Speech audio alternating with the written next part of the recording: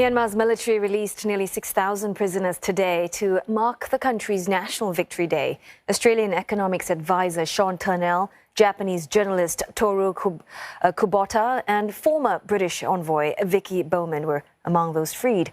According to diplomatic sources, the trio have left Myanmar on a flight. Turnell and Bowman are reportedly headed to Thailand.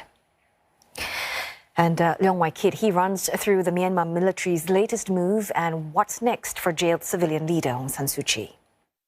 The Myanmar army is known for doing whatever it wants, whenever it wants, to its own convenience, and not as a result of negotiations or threats or pressure.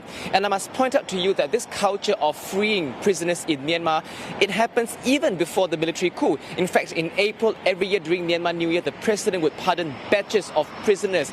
But this freeing of prisoners had become more regular after the Myanmar army launched a coup and took power.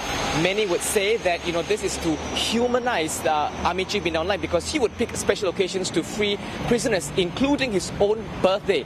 Of course, people will argue that compassion and Min Aung Hlaing don't go hand in hand because he has also been accused of launching airstrikes across the country, killing scores of civilians. Of course, if you look at a freeing of prisoners, you can see that from a compassion point of view, but there are also some calculated strategies to it because when you free prisoners, you're also, number one, freeing your prison spaces, allowing authorities to arrest even more serious offenders in future. And two, many of these prisoners, when they're freed, they're made to sign statements to say that they will not reoffend again. So from a strategic point of view, it is the Myanmar Army's way of releasing these prisoners back to society and using their words to tell others to not offend against the Myanmar Army.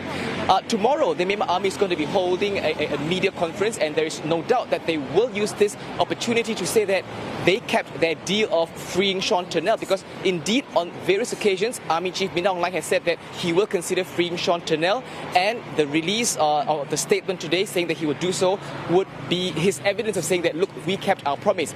I also want to point out to you that Min Aung Hlaing had also said that once Aung San Suu Kyi, who is currently in prison, wraps up all her legal proceedings, then there is a chance for her to be transferred from prison right now in Naypyidaw back to house arrest.